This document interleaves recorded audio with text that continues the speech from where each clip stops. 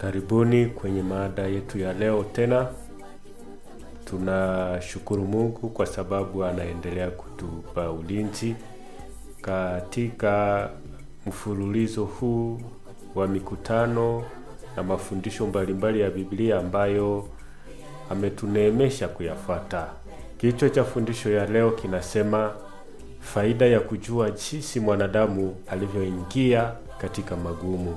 Tunaposoma katika kitabu cha Mwanzo sura ya 1 na ya 2, Biblia inatuonesha namna mwanadamu ameumbwa tofauti na vingine viumbe.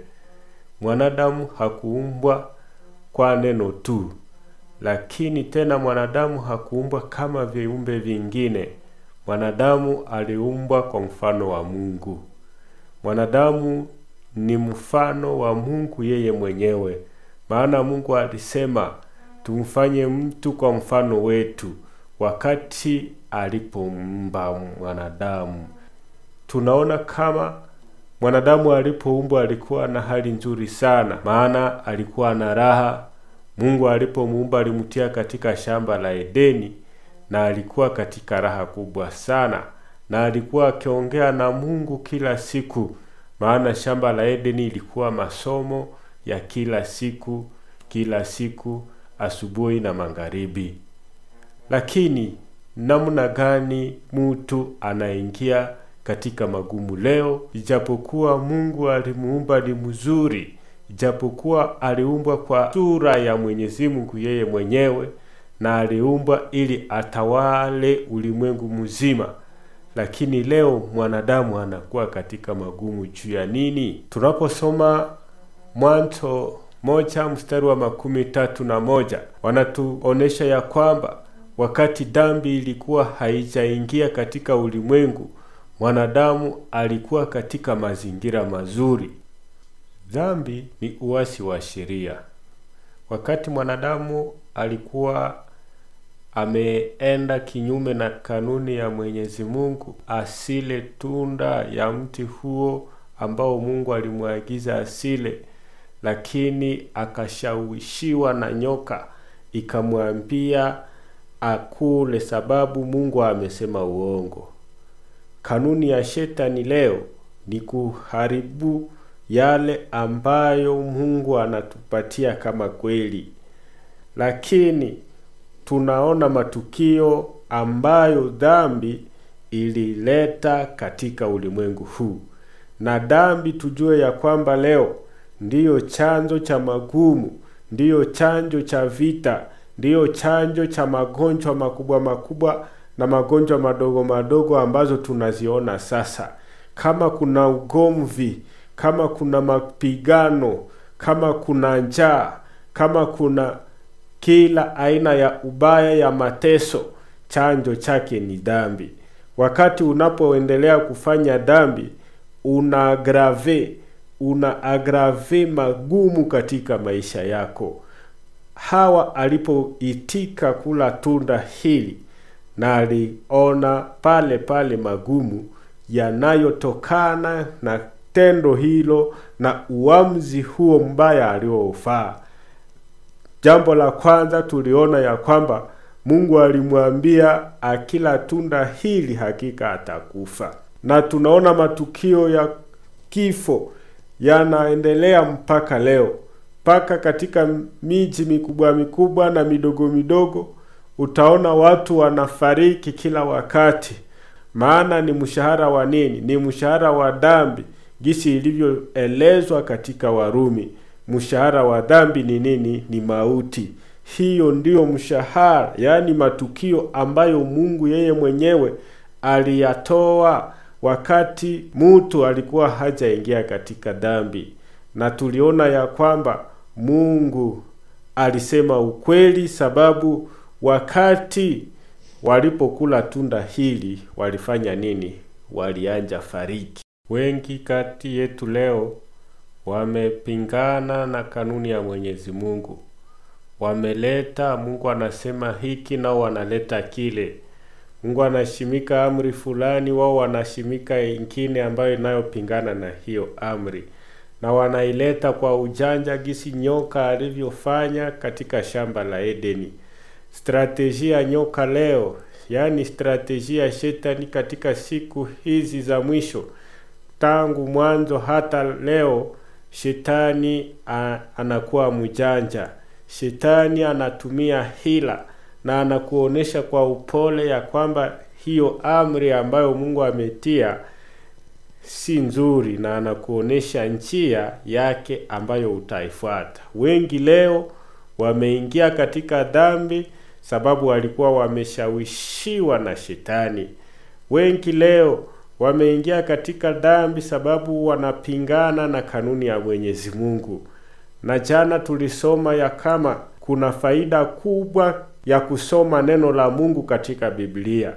Lakini wengi hawasome Biblia. Wengi wanarejete Biblia. Wengi wamefanya yale ambayo yanakuwa kwa vichwa vyao na hawasome Biblia. Lakini faida kubwa inayokuwa katika Biblia, katika kusoma neno la Mungu, ni kwamba tutapata amani katika maisha yetu. Tutapata mabadiliko katika maisha yetu. Dhambi inakuwa kitu kibaya katika maisha ya mwanadamu. Dhambi iliacha miba inaota katika dunia na udongo ulilaaniwa. Mwanadamu alikula kwa jasho, mama akazaa kwa uchungu. Hayo yote ni matukio ya dhambi. Lakini mpaka lini tutaendelea katika dhambi? Mwenyezi Mungu anatuambia ya kwamba tunapokuwa tumejikuta katika dhambi, hajatukataa, lakini alituma kwa upendo wake mwanaye wa pekee, ili kila mtu atakayejitambua anamuamini hatapotea, lakini atapata uzima wa milele. Na uzima wa milele huu hautakuwa uzima wa dhambi, lakini utakuwa uzima ambao utakuwa na raha katika nchi mpya. Basi leo hii tunakuhitaji kwa hiari yako. Kubali Yesu Kristo tu na kumwamini, utapata wokovu. Yesu ametuokoa. Mungu ametuokoa. Yani leo hii mshukuru Mungu sababu Mungu amekutosha katika dhambi. Kisha kutenda dhambi tulikuwa watu wa kufariki milele, lakini Mungu alitayarisha njia ya kutuponyesha. Na njia hii ni kupitia kuamini Yesu Kristo aliyekuja kutuokoa. Gisi katika kitabu cha Yohana 3:16 inasema, kila mtu atakayemwamini hatapotea. Wangapi leo pamoja nami wanasema, tangu sasa nitamwamini Kristo na sitaenenda kulingana na njia tena za shetani. Nitasoma Biblia na nitajua kanuni ya Mungu.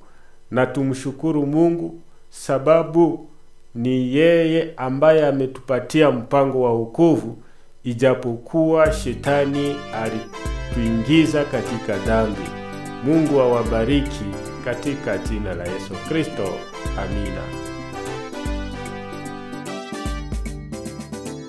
Tunayo hamu kubwa kukutana na Yesu siku moja mbinguni. Huko tutafurahi pamoja na Yesu akifuta machozi. Tunayo hamu kubwa kukutana na Yesu siku moja mbinguni. Huko tutafurahi pamoja na Yesu akifuta machozi. Yeye mama, tutaona wapendwa wale waliolala tukiwa duniani.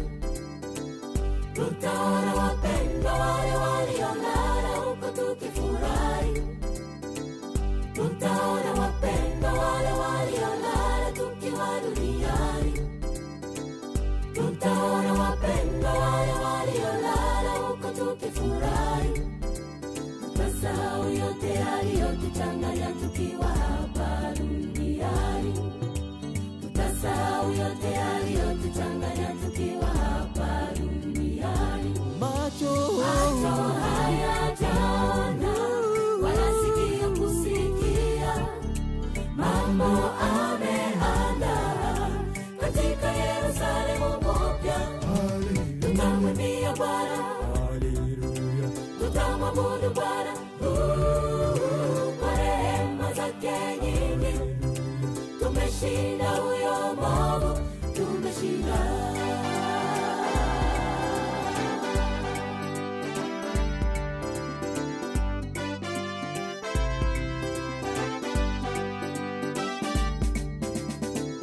Tusaidie Baba ili nasi tufike huko Yerusalemu. Matatizo ni mengi yaletwayo na mwovu ili atupotoshe. tusaidie Baba, Tusaidie Baba ili nasi tufike huko Yerusalemu. Matatizo ni mengi yaletwayo na mwovu ili atupotoshe.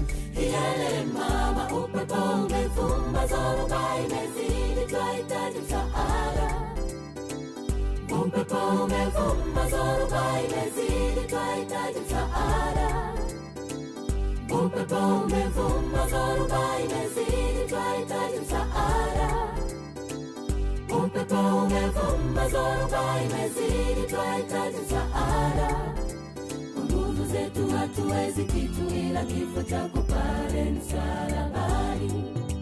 Kwa nguvu zetu hatuwezi kitu, ila kifo chako pale msalabani. macho haya hajaona, wala sikio kusikia, mambo ameandaa katika Yerusalemu mpya. Tutamwimbia Bwana, haleluya, tutamwabudu Bwana kwa rehema zake nyingi.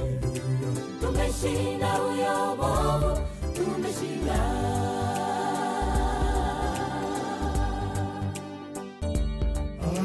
Tutamwimbia Bwana, haleluya, tutamwabudu Bwana